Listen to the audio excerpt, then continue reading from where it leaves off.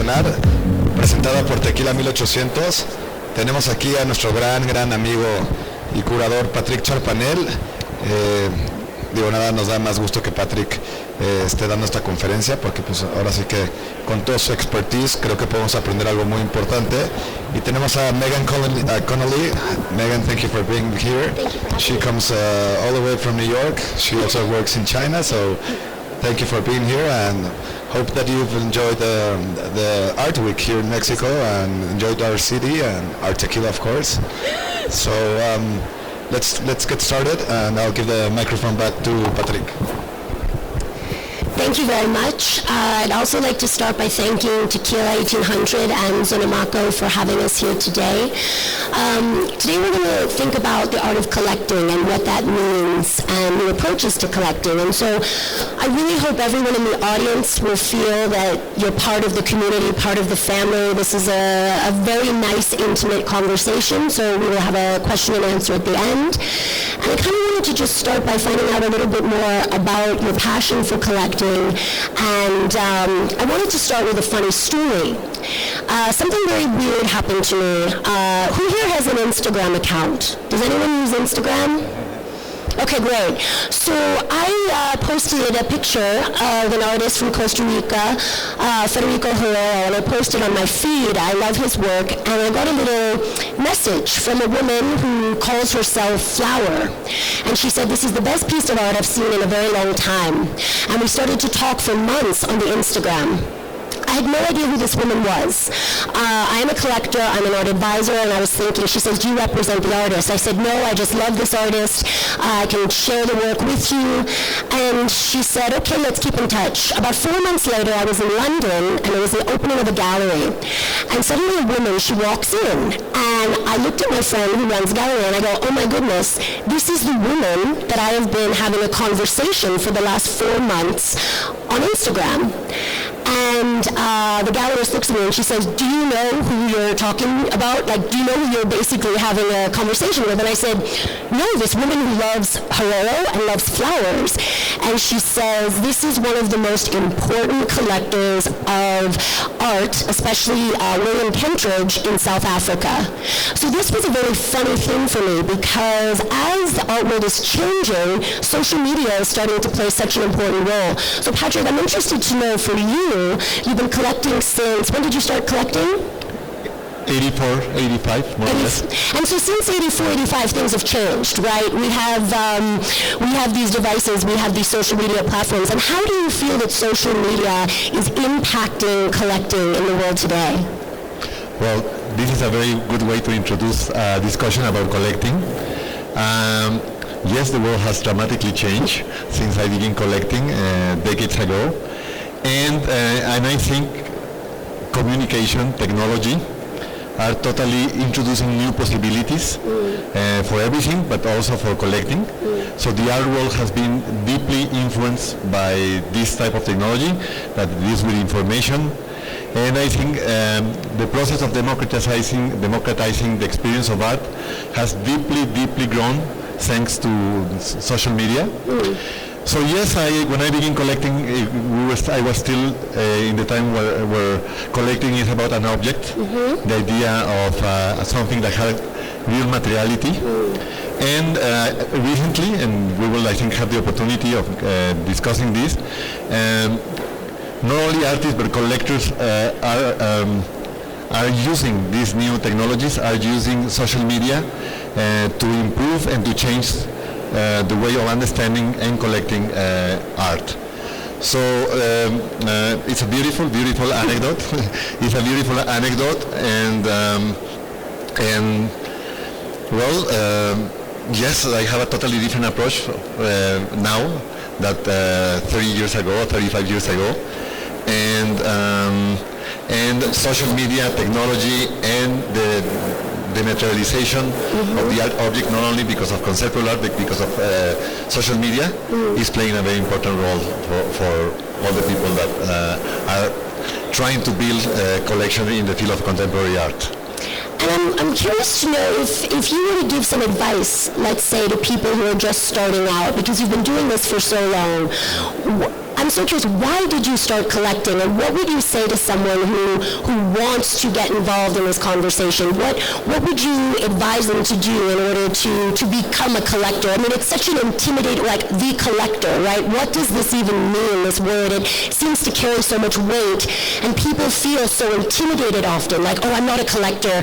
And I'll say to them, no, you are. Look at all these beautiful things. They say, no, I'm not a collector. So what would you tell people who are trying to figure out where to start? And for you, when did you suddenly admit or realize that you yourself had become a collector? There are like three questions but the first advice I would give to a collector or someone that wants to build and is starting to collect is that it's not about money. It seems like a big contradiction, but collecting is about focusing on a certain type of object or product or nature of there's so many kind of collections. It's obviously not only about art. So the first thing I would advise is because when you become a collector that is expending big amount of money, then the concern about the value, the market value, the concern about the symbolic value in relation to the price of this artwork becomes very perverse and very complex. So the first advice I would give is that there is always ways to build a collection, an art collection, among other collections, without expending money or big amounts of money. And I would also say that collection, even if it's when the definition that you often find of collection is when you gather things that have something in common. In Spanish I'm going to say it because I formulated much in a better way than in English. Coleccionar es reunir cosas de una misma clase. That's the definition that you often find in a dictionary. And but even if it's about getting all of these things together, I have always believed that it's not about accumulation, but about articulation.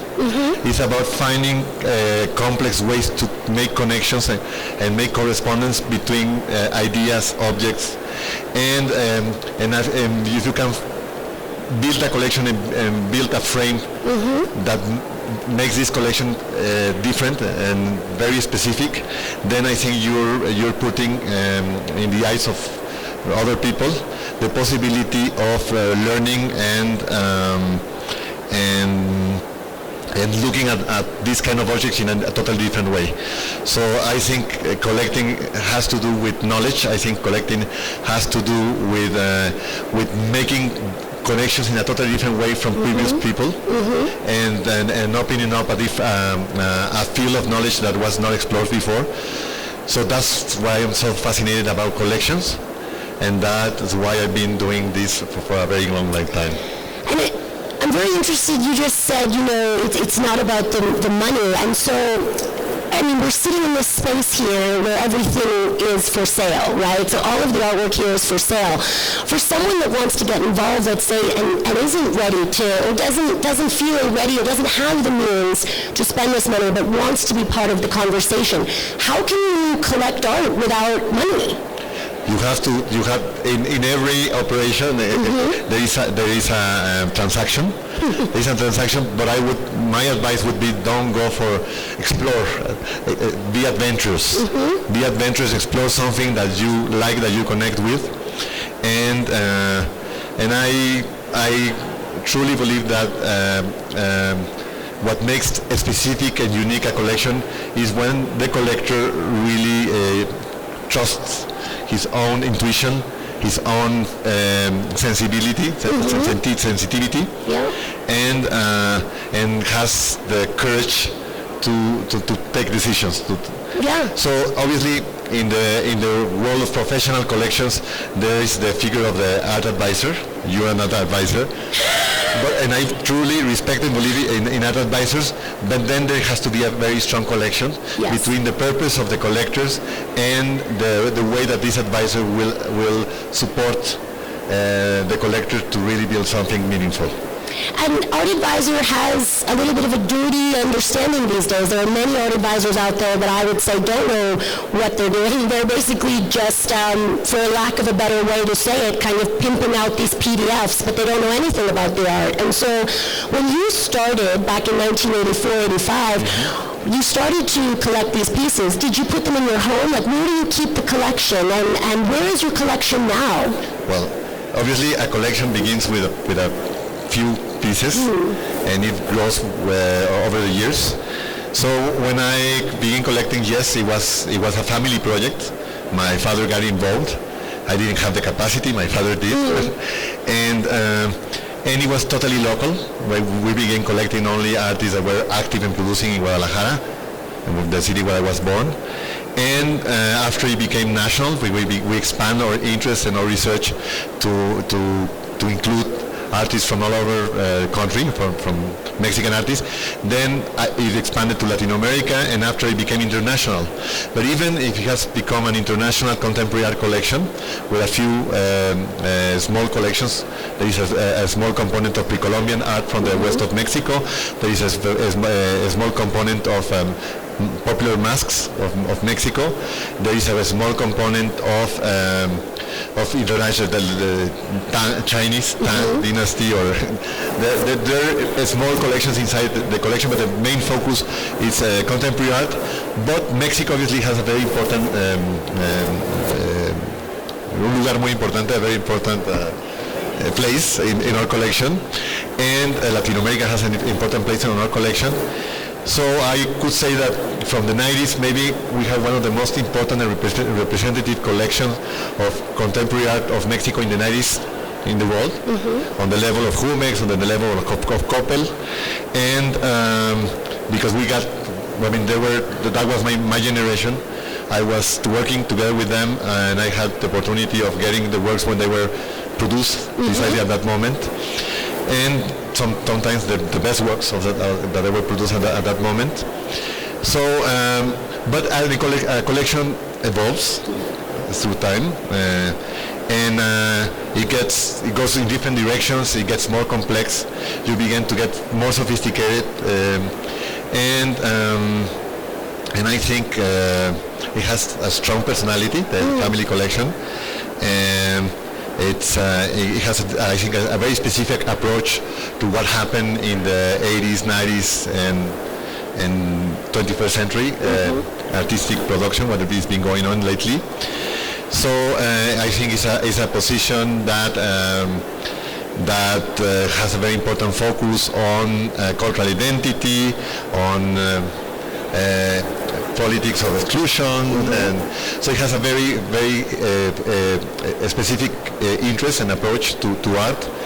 And I think if you see the collection and you approach it and understand the way that it was built, you might like it. You might be interested in it. And one thing about collections, whether they're private collections or museum collections, is we have all these objects that oftentimes are in private homes or in private spaces. I don't think I would just show up at your house and knock on your door and say, hi, can I come in and have a look?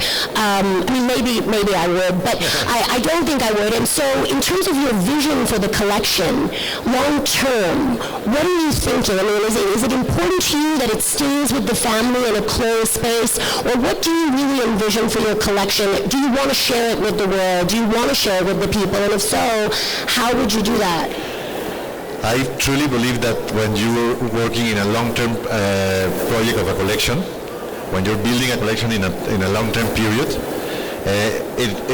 if you want this collection to make sense and to play a social role among the communities that you are connected with, it needs to be public. The only purpose of building a collection in a long-term period is because it has to become public.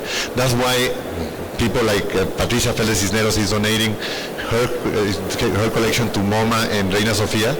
So it really makes sense that there is not only about donating the works and sharing her collection with these institutions and making visible through the infrastructure that these institutions have. But she's also building a department of research for Latin American art from the 40s to the 70s that focus on geometrical abstraction. So it's the most important center of research that focuses on that. So this is fascinating because she's not only giving work, but she's building a frame that will allow people to understand what she did for so many decades. So what my family has been doing is we celebrated a kind of a contract. It's legal, but it's also a moral contract with MUAC, the Contemporary Art Museum of the Universidad Nacional Autónoma de México. So we began by 200 pieces that were deposited at MUAC in a long-term period. We're looking, and my dream, Guadalajara is now in the process of is building a modern and contemporary art museum. El gobierno del estado de Jalisco is building a modern and contemporary art museum, a project designed by Herzog and de Meuron. Amazing. That will be the biggest in terms of gallery space, museum of contemporary art in the country. And my dream is that the whole collection will be one day donated to this institution. Fabulous. And do you know at this point, you said 200 works, Mark, how many works did you have in the collection? 1,000. About 1,000. And in terms of technology, can you elaborate on it? We were talking before about some fascinating new ways of collecting, new ways of sharing information and distributing the collection, because maybe not everybody can make it to Guadalajara, right? Maybe we don't all have those means. So what are some alternative approaches to exhibiting collections and building the collections? So obviously, as we discussed minutes ago, technology is making a very important change, not only in the way that art is being produced, but also in the way that we experience contemporary art. So obviously, social media makes available images of art production, but also the art is using this technology in the way that they produce their own work. So there is artists where the only way to experience what they do is through internet or through this kind of internet technology.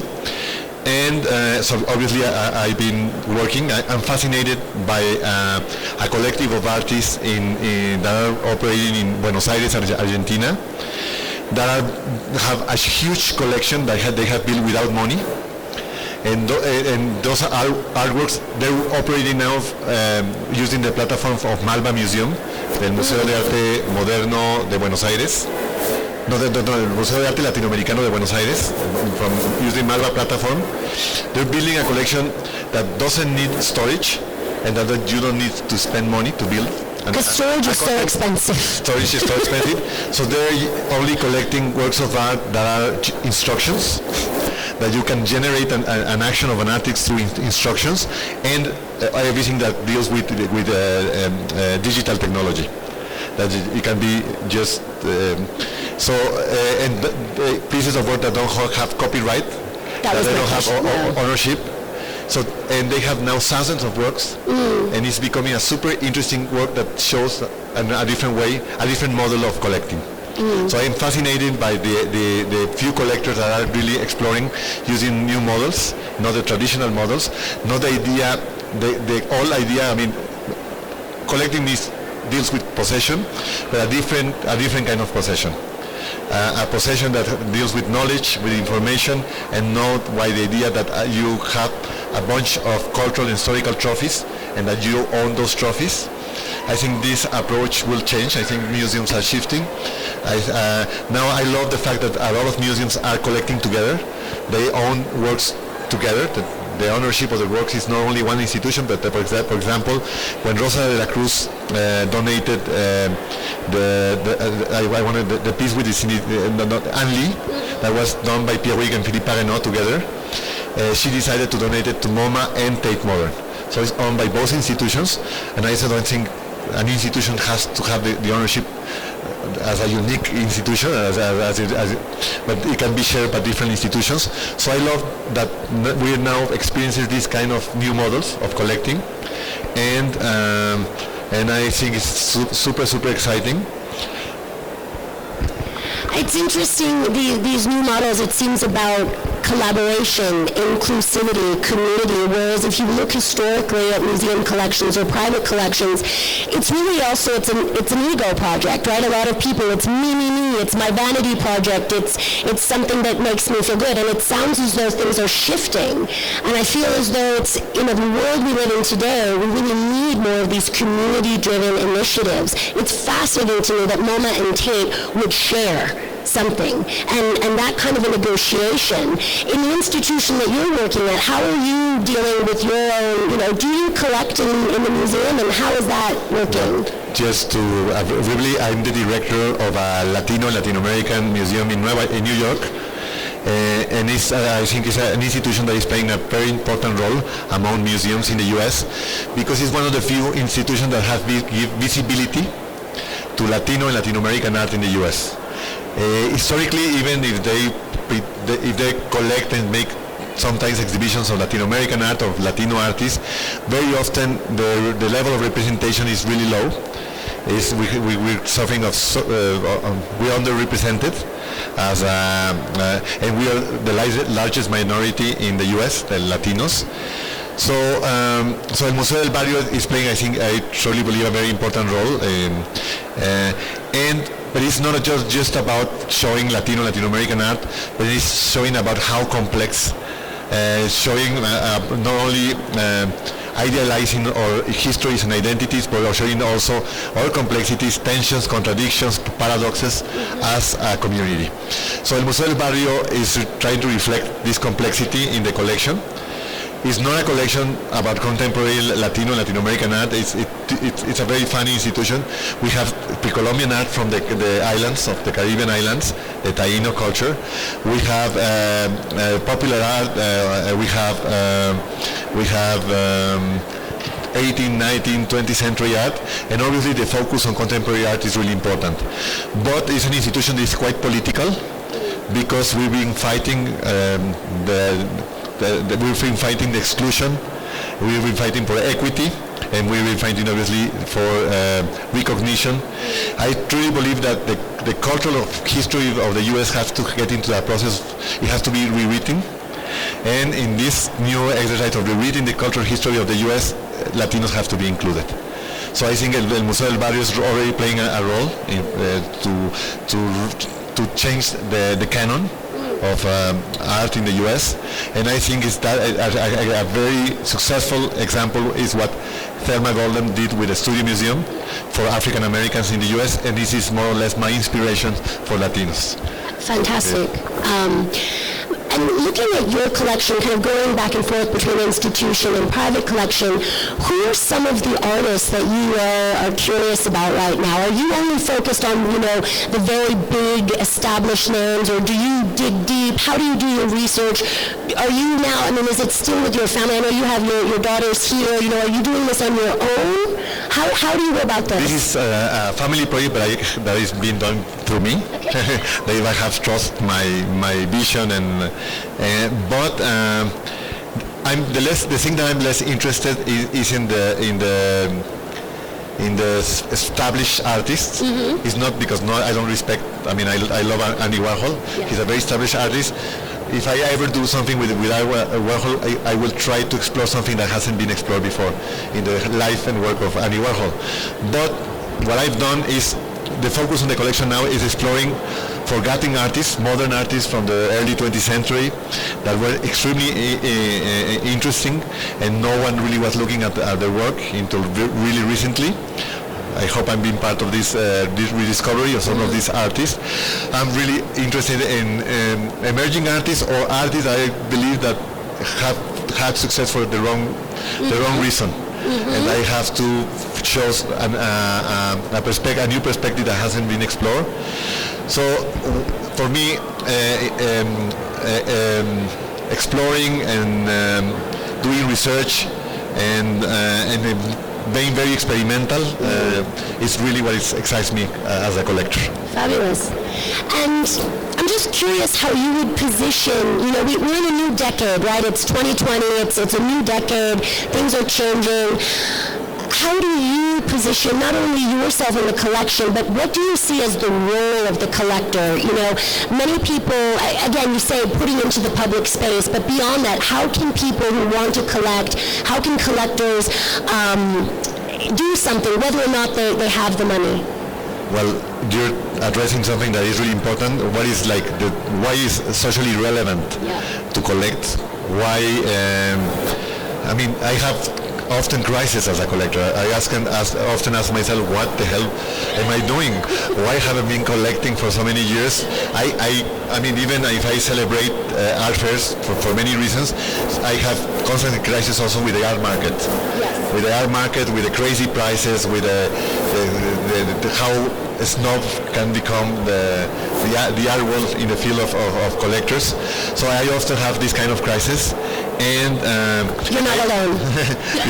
As a professional and as a collector, I have this kind of crisis, and I truly believe of the importance and relevance of building collections. I think knowledge, the way of learning, deals with the way of making connections between concepts, between things. The learning is an analog process. And I think collecting also. So I think collecting is tried really to build a frame of understanding certain kind of objects or certain kind of cultural production, and I think that's the responsibility of a collection. Even if it doesn't mind if it's an institutional collection or a private collection, but I think we have the responsibility of making those connections. That's why I believe in the art advisor, and I believe in the figure of a curator for a collection, because it's precisely building not only showing interest in certain kind of artists, but showing also interesting the way you frame the collection you're building. So I'll give a few examples. For Latin America, it's important what Patricia Felder Cisneros did, because I think it was the first collector that really focused on geometrical abstraction from the 40s to the 70s in a deep way. So when she began collecting, it was not only about getting the best works of the kinetic artists from South America, or the concrete and neo-concrete Argentinian and Brazilian artists from the 40s to the 70s, but it was about making the first research projects about them, making the first publications ever done about some of these artists and some of these groups, and also organizing some of the best great exhibitions of those artists. So this is an example of a serious collector that goes beyond just the idea of accumulation, that goes beyond, and everything she's collecting is being donated to 2 museums. But when she sat and discussed the donations with these 2 directors, with Glenn Laurie and Reina Sofia Manolo Borja, she said, I'm going to donate you work, but you have to promise that they're going to be shown on the collection. You have to promise that there will be exhibitions. You have to promise that you do research projects with publications. So I think this is the way. This is a serious way. This is an example of an interesting collector that is really engaged and committed with her collection. And another example, I'm going to give you a new model of institution and collection. Herzog de Meuron a few years ago designed the building for the Schaulager collection. The Schaulager as an institution is not just a museum, a conventional museum. The focus is on the collection. So they have a building, an amazing building, but the purpose of the building is not organizing exhibitions. They do that as a parallel activity. The main focus is opening the collection only to students and researchers. Amazing. To researchers.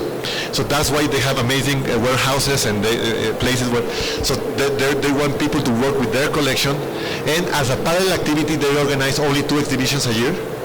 Sometimes the museum is not completely closed without exhibitions, because that's not the main purpose of the museum. And that's a different model of institution and a different way of collecting. The collection is, and I will give you also example of a collector in Spain that collects archives instead of artworks. Archives about art. He has millions of documents. I mean, the most amazing documents. Now Reina Sofia is trying to make a partnership with him, so the collection will go to Reina Sofia Museum. He's a producer of cheese, produce quesos. He's not a wealthy man, but he has the biggest private collection of archives of the avant-garde in the world. His name is José María Lafuente, and so he's in a way changing the art history. She's getting documents that proves he's the only one, for example, for Dadaísmo, Dada. He's the only one who has all the prints documents of the early Dada. No one else. He's the only. And I had the privilege of organizing an exhibition of that at Casa Barragán. And people went, it was a small exhibition, and people said, well, this is nice, this is about Dada, but this is a very small exhibition, so it must not be so relevant. And we were saying this is the first time that you get all the print material of Dada ever shown together. So this is an example of, and there was information that people forgot, so there was a lot of information given for the first time for people that are working around Dada, and this was a possibility of rewriting the history of Dada thanks to that small exhibition that was presented in Mexico City at Casa Barragán.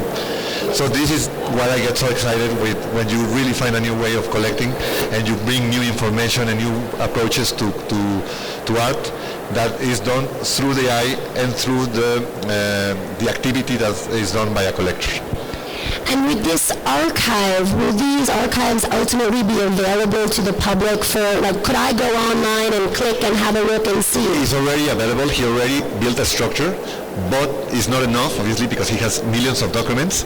So that's why Reina Sofia, it's a very strange thing. He's from Santander, but he lives part of the year in Madrid, and he's asking Reina Sofia, the city of Santander, to give a building, Reina Sofia to administrate that building, but it will be Reina Sofia administrating that building, but it will be in Santander. So it's not the idea of possession. It doesn't have to be in Madrid. It's a way of decentralizing the activity of a very important institution like Reina Sofia. And this is a nice example of collecting. And I will give another example, which is DIA Center for the Arts. It's, I think, the most important collection of the arts from the 60s and 70s in the world. And it was founded by the daughter of the Menil collection, of Madame Menil, because she understood that there was a generation of artists that were producing things that couldn't be exhibited in a normal way, in the conventional galleries that museums had. They could, and these artists were not getting the support that they needed, and they were experimenting in new fields. So she built the first institution that was designed to support this new generation of artists that were producing with new materials, with new ideas, and there was not a platform that could really show in the correct way. So for the first time, DIA Foundation was founded with that purpose, and now, decades later, maybe there are several spaces that are even better than DIA to show that kind of art, but they have the greatest collection, because I think in the world of that generation of art, internationally. So that's another inspiring example of our great collection that really open up something that was not explored before and give new possibilities for artists, for the public, and obviously for people to enjoy that kind of cultural production. And I'm just curious, in terms of your current projects, I mean, you're everywhere. You have a million projects going on, but you manage to be everywhere, and you manage to do it with grace. I know that you come from a philosophy background. This is kind of what you studied in the early days, and so I'm curious to know, what are you working on now? Can you share with us some of the projects? Where can we see some of your curatorial work coming up? There will be different opportunities. Obviously, my main focus now is el Museo del Barrio in New York. So my main focus is Latinx art and Latin American art. But we're really showing, the museum was founded by activists, educated activists and very radical artists from the late 60s. So that's why I mentioned that it's a very political institution. And I want to keep that. I'm really interested to keep that perspective, to be faithful to our roots and to be faithful to what our founders were looking for. So we're showing the work of artists that I think brings something new to the idea of what is art in general. So I'll give you examples. The founder of El Museo, his name is Rafael Montañez Ortiz. He's represented here in Mexico by Labor Gallery. And Rafael Montañez Ortiz began producing in the mid-50s very radical and experimental videos or small films. And that they were so radical and interesting that they influenced Bruce Conner. Years later, they influenced Andy Warhol, the early cinema of Andy Warhol. He's still alive. He began then producing very radical performances, and he began doing very radical things around the idea of destruction as a creative act. Before Gustav Metzger, before the Vienna Actionism. So we are publishing the first really serious book of him. Obviously now there are a lot of curators jumping and very excited, like Hans-Ulrich Obrist now is extremely excited with the work of Rafael Montañez Ortiz. But the truth is that he has only one gallery in East Mexico. He's in very important collections. Alfred Barr was a big fan of him, which is interesting. So El Museo del Barrio, through a publication, but I will give you other examples. Obviously, everything that is also related to gender. We're very interested in the discussion around gender. That's why Latinx, the concept of Latinx is really important, because we're not talking about Latinos or Latinas, but in a very much inclusive way about all genders that are active in the Latino communities in the U.S. So we are trying to publish in the field of choreography and dance. Very people knew that the gay communities in the U.S., in New York, mainly in New York, in the 60s and 70s were extremely marginalized, and they were very much into music and dance. So they begin exploring the Vogue culture very early, and all the choreography of people like Madonna come from Puerto Ricans dancers and very people. So we're trying to do the first research seriously about this phenomenon and make it the first publication. So I think they will open a very rich and interesting field in the discussion about gender, art, culture, and gender, and that will not be an exhibition. The other phenomenon is another publication that El Museo del Barrio will do very soon. Graffiti started in the 60s, early 60s in Philadelphia. Many people, and it went right away from Philadelphia to New York, and it was internationalized through New York. And the first graffiti artists were not the African Americans, were the Puerto Ricans and the Dominicans in New York. So we are already doing a research just to show. That's why Basquiat was so. Very few people know that Basquiat's mother was from Puerto Rico, and Basquiat in a certain moment lived in Puerto Rico, and he defined his style in Puerto Rico. And also Felix González Torres was from Cuba, but he also lived in San Juan, Puerto Rico. He also lived in Puerto Rico, and we're doing research about all of these things that are fundamental in the history of contemporary art in New York. And people in New York really, when they see the work of Felix González Torres, they only see like a gay Latino artist, but this is much more than that. There is an artist that the language of Felix González Torres has to do very much with carnival, Caribbean carnivals, candies, light, and the language of Basquiat has to do with graffiti and with Puerto Rico. So we're undertaking these kind of research projects, and this is part of the work that El Museo del Barrio is undertaking right now. And in terms of exhibition, if you go now, for example, we are showing a forgotten artist from Cuba that went after to Puerto Rico, Celia Sanchez.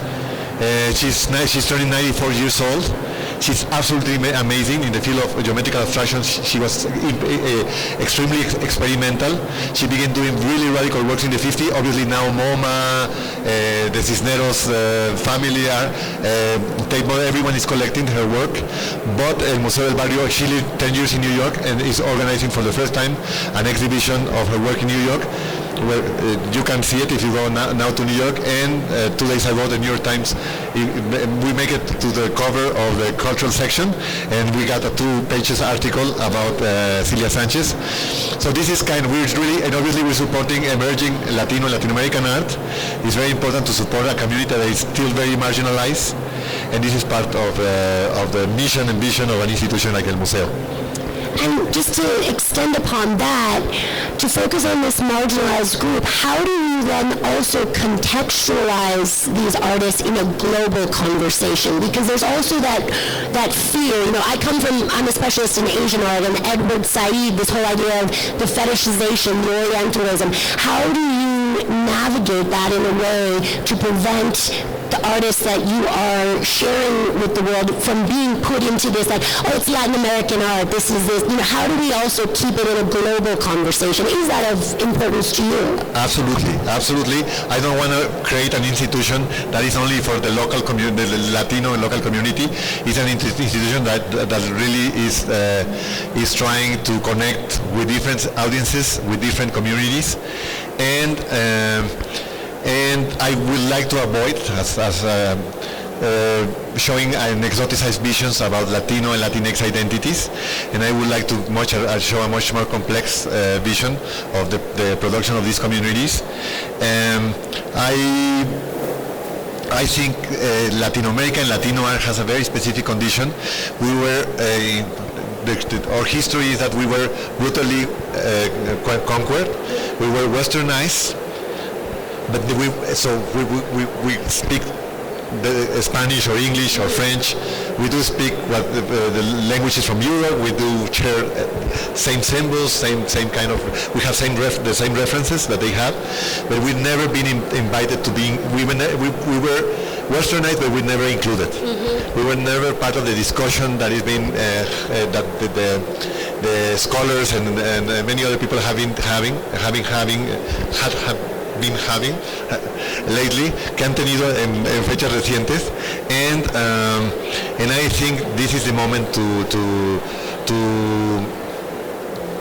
get the exposure and to get into the conversation, even if we're not invited.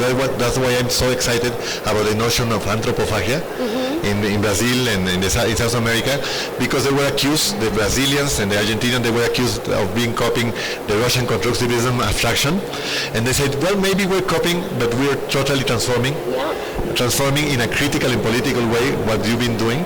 So the notion of anthropophagia I will extend to what el Museo is exploring, and what el Museo del Barrio can expose and can make visible through the program and activity that we're organizing. And just one more question. I'm really curious, before we open it up to the discussion, and if you have some questions, we'd love to take your questions. You talked a little bit about emerging artists. Where do you do your research? I mean, how do you find this? It's a very important question, because el Museo del Barrio used to organize, it was very local, a kind of a bienal that was known as S-Files. Mm-hmm. And it was very local. It was about New York artists, emerging Latino artists, and now we're transforming that S-File. That Bienal is going to be known now as a Trienal, el Museo del Barrio Trienal, and it's going to be the first really big event that makes deep research nationally about the Latinx phenomenon. So our curators, Elia Alba, an artist that we invited, and Rodrigo Moura and Susana Temkin, they've been traveling all around the country, all around the U.S., in order to explore something that is totally marginalized. El Museo del Barrio is curating now every year a section for Latino and Latin American art that is known as Diálogos. We discovered when we were curating that section that it was very easy to find galleries that represent Latin American artists. But if we wanted to find Latinx artists with galleries in the U.S., there was none. The Latinx phenomenon is totally underrepresented in museums, in galleries, and in general, internationally, and in the U.S. So I think the Museo del Barrio will now focus mainly on emerging Latinx artists, and through the Bienal will give a lot of exposure to that phenomenon. And I'm sorry, I just have one more question. Yeah.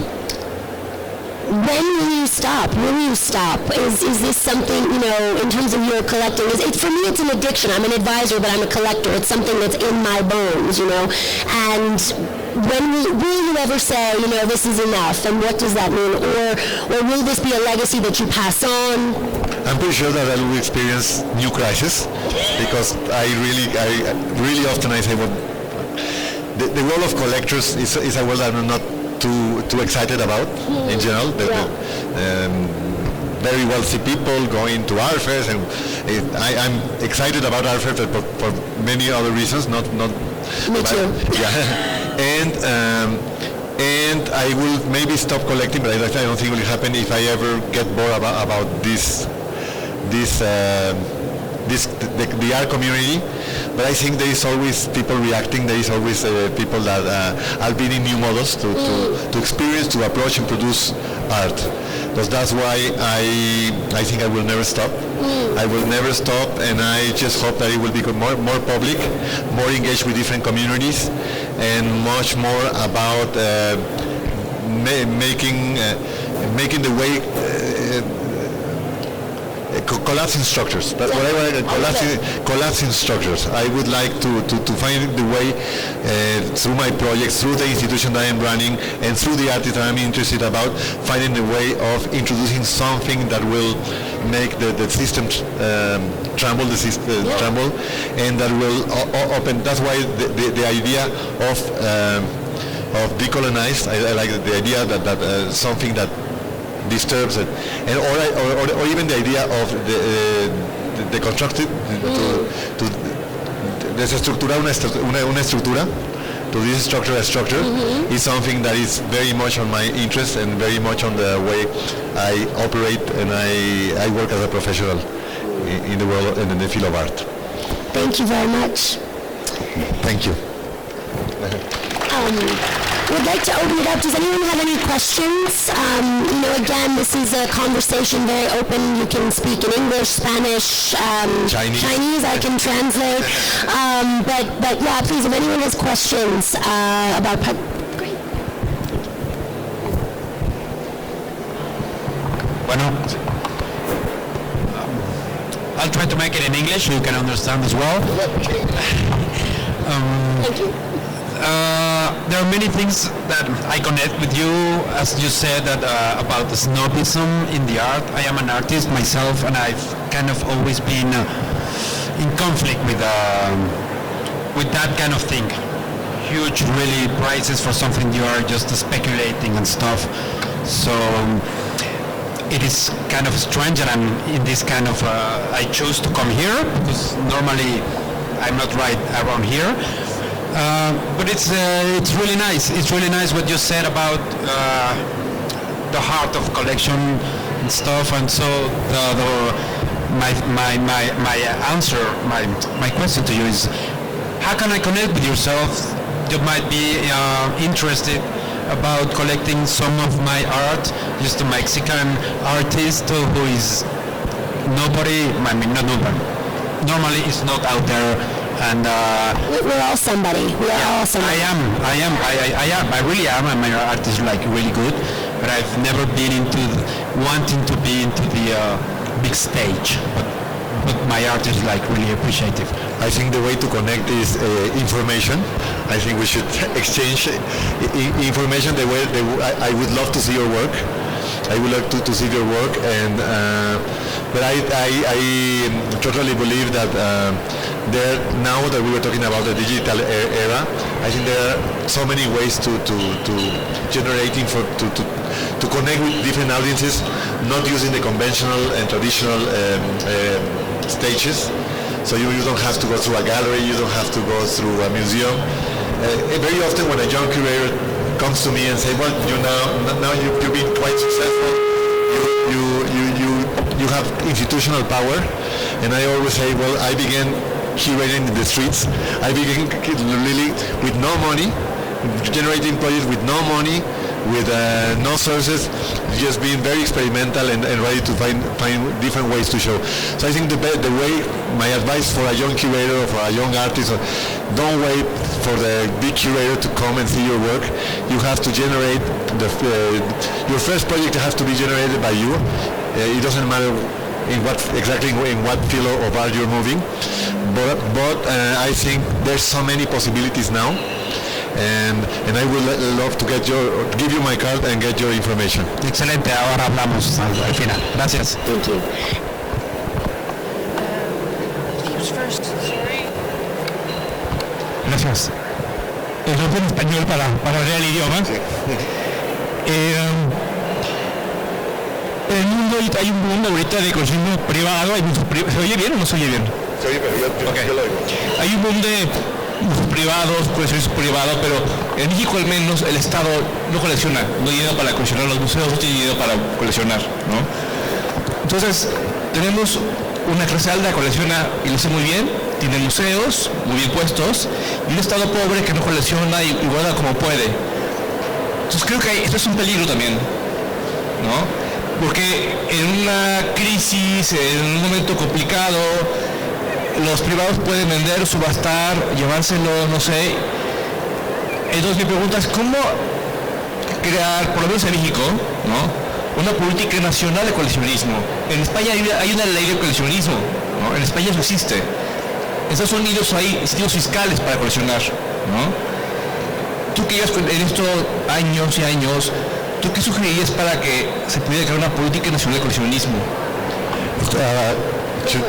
Spanish, acabas de formular una pregunta que es un tema que yo he abordado desde hace mucho tiempo, que he estado en discusión con el Estado, he estado en discusión con colecciones privadas, porque me parece muy importante. Lo cierto es que el Estado dejó de coleccionar, por lo menos para el tema de lo moderno y contemporáneo, cuando Fernando Gamboa perdió el poder que tuvo. O sea, el coleccionismo institucional de alguna manera cerró un capítulo muy importante cuando dejó de ser activo, cuando Fernando Gamboa, desde antes, muere en 90, pero desde antes básicamente los museos se quedan sin presupuesto, se deja de asignar una parte de su presupuesto para formar colecciones, y durante un par de décadas toda la obra importante que se está produciendo en México se va a manos de colecciones privadas y los museos se quedan sin nada. O sea, el MAM se queda sin nada, el Tamayo se queda sin nada, se quedan, solamente si por suerte recibieran un par de donaciones, podrían incorporar algunas piezas, pero lo cierto es que se quedaron sin nada. Creo que esa preocupación que tú tienes no es nueva. Las instituciones, el medio la tiene desde hace un par de años, y se han empezado a encontrar soluciones. Era triste que durante un momento podríamos decir que las dos colecciones de arte mexicano más importantes de los 90 a la fecha las tenían Jumex y Coppel. Si querías, o sea, si las exposiciones internacionales o los artistas mexicanos que participaban en grandes eventos internacionales, inmediatamente esas museos o esa plataforma iban a Jumex o a Coppel, y de ahí sacaban su material, o al artista para exhibir esas obras. Recientemente, gracias al pago por especie de Hacienda, el Tamayo, no sé si han visto, pero si ahorita van al Tamayo van a poder ver un José Dávila, un Mario García Torres, un Teresa Margolles, un Francis Alice. Recientemente, con el programa Pasos por Especies, creo que el Tamayo tomó una iniciativa muy fuerte con respecto a otros museos, de decir, bueno, pues que en ese Pagos por Especie déjame a mí diseñar la manera como yo puedo incorporar a esos artistas a mis acervos. Y recientemente, ahorita te deseo decir, y además, y ocurrió algo increíble, que los artistas tenían que pagar parte de esa obra por especie, y se iba directamente a la colección del Tamayo, si era aprobada por el comité de selección del Tamayo, del que yo durante unos años formé parte. Pero ocurrían cosas increíbles. Ocurrió, por ejemplo, con artistas muy generosos como Francis Alice, que decía, bueno, me corresponde pagar esto, pero yo les dono el triple. O sea, se suma a lo que me corresponde pagar, le sumo, y en un artista que en realidad paga muy pocos impuestos porque no tiene galería mexicana, pero opera desde México, sí que se paga parte de esos impuestos y se pagan aquí. Entonces, es la razón por la que Abraham Cruz Villegas incorporaron piezas importantísimas. La lista habría que revisarla, hay un comité, pero se están incorporando ya piezas muy buenas, y ahorita van a varios museos, no solamente el Tamayo, pero el Tamayo lo ha manejado muy bien. El Tamayo es un ejemplo. El MUAC es diferente. El MUAC es un museo universitario. El MUAC sí tenía asignado un presupuesto. Él está encontrando la manera del MUAC, pero el MUAC también está construyendo una colección espectacular. No podemos decir que es un museo privado, no es un museo de Limba, es un museo es el museo de todos los espacios de la UNAM, es el gran museo de la universidad pública más importante del país, pero hoy en día podemos ver obra representativa importante de todos esos artistas que se quedaron fuera de la generación de los Castro Leñero, a la generación, digamos, a la generación que están saliendo ahorita de San Carlos y del ENAP, del ENAP y de la Esmeralda. Creo que se empieza a resolver. Nos falta mucho, quedó un hueco muy grande, están muy lejos. Me estaban platicando, por ejemplo, lo que tienen estos museos de Gabriel Orozco, que es muy poco, y lo que tiene Jumex o Coppel de Gabriel Orozco. No me acuerdo el número, pero no sé si llegan a 100 piezas las que tiene Jumex de Gabriel Orozco, pero es muy probable que esté cerca. No sé, de Francis Alice es bestial lo que tienen tanto Coppel como Jumex. y otras colecciones. Entonces es difícil, se están llenando esos huecos poco a poco. Que creo que el MOAC tiene una pieza importante, debe tener más de una, pero una pieza grande de Gabriel Orozco. Creo que el Tamayo tiene cositas, el MAM tiene fotografías que provienen de una colección de Guadalajara, por cierto. Pero se está cubriendo poco a poco ese hueco que nunca se cubrió. Lo cierto es que es muy difícil con el fenómeno ahorita bestial del mercado. Las colecciones privadas están tomando una delantera con respecto a los grandes museos. Ni siquiera el MoMA puede coleccionar en este momento con la agresividad de Pinot. Entonces, y además, I want to go through in English because I think this is a very important, very interesting part of the discussion. There is a lot of exclusion in big institutions, in big international institutions. Until very recently, MoMA only had one not relevant piece, beautiful but not of an artist like David Hammonds. It was until like 3 years ago that they began getting from a donor, very important that they will get more, but they had nothing. Until now, MoMA doesn't have relevant works of Basquiat. The one that you see now in the opening exhibition, it was alone. It's not a piece from MoMA. A very important African-American artist in the history of New York is not well represented at MoMA. They're waiting for a donation, but it was not part of their policy. They have only, I already asked about Puerto Rico, how many Puerto Rican artists have it, because Puerto Rican has been historically the community, the Latino community in New York, so they should be represented in a New York institution like MoMA. And they give you, the answer is like 6 pieces, but the truth is like a book had a piece that was donated. The truth is like they have like 2 relevant pieces from Puerto Rican or New Rican artists in MoMA collection. So the level of exclusion is crazy. It's really, really crazy until now in those big institutions. And in the opening exhibition, there was not one Latinx artist. In the opening exhibition, not even that's what Edward Sullivan wrote an article questioning the policy of MoMA. Obviously, African American have an advantage with Latinos. There was Thelma Golden curating a section at MoMA's opening.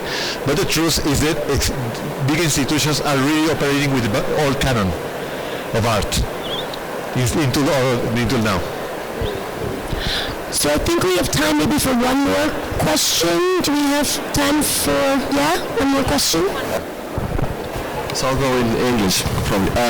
I just want to, if you can address, because we were talking about media and technology, and nowadays we see art through our social devices or whatever, Facebook, and sometimes that experience is very flat. I mean, it's a screen, right? And then, but what happens is that people collect through those devices, and you send a PDF, and it's then wild. I mean, even just this experience, this fair, my clients couldn't be here, and I'm sending them images, and it's just through this flat image that they're making the choices.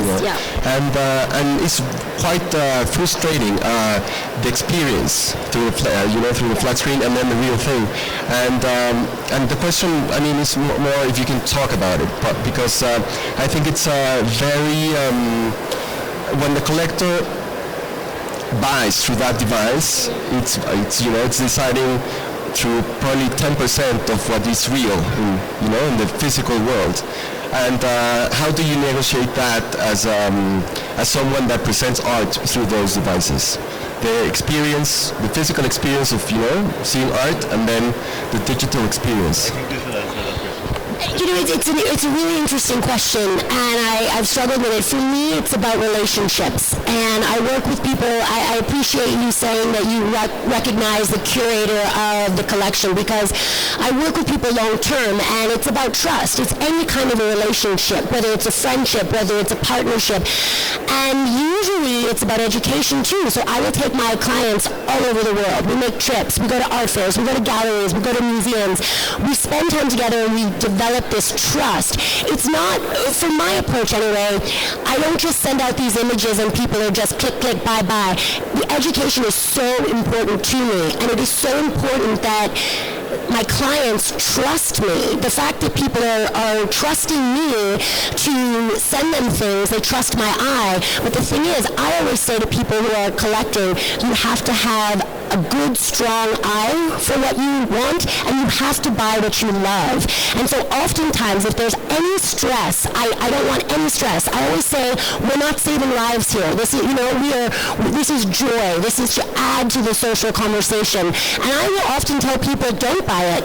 I'm here. This is what I see. Let me figure out where we can see it in person. But then, of course, sometimes people, after you're working with them for 5, 10 years, you trust each other. So I completely agree with you. I was at an event recently watching a live performance art, and I did this. I couldn't believe this. There I was, live, in the moment, and I had my phone out, and I was watching the performance through my phone. And I had to say to myself, like, put the phone away. This is the moment. It's live. So I'm conflicted with this as well. And so I completely agree with you. I think it's about trust, education, knowledge, and working with people that you believe in and that you respect. And there is no way back, in my opinion. Yeah, exactly. There is no way back. I mean, the screens, technology are replacing the direct experience. So it must be frustrating for an artist that you don't get so many visitors to go to your studio and experience and discuss the art with the materials, with las piezas reales, with the real pieces. But there is no way back. There is no way back now. If you see tourism is experienced through lenses. Through a cell phone, and people are learning to live through that channel. But let's hope. I'm a partner in a publisher house, and the name of the publisher house is in Spanish Manufacturado en Papel. In the technology area, I'm really insisting about publishing books in paper. And I have nothing against the technology, but it's a fact now that people are reading more in paper. Now people are not replacing a screen only for work, but not for the real experience of a complex text. So I think we have to celebrate technology, but also we have to be careful about this direct connection with the artwork, with a book, and I totally agree with your concern. I think we should be careful about not losing this direct contact that we used to have with books, with artworks, and with so many things. Thank you very much.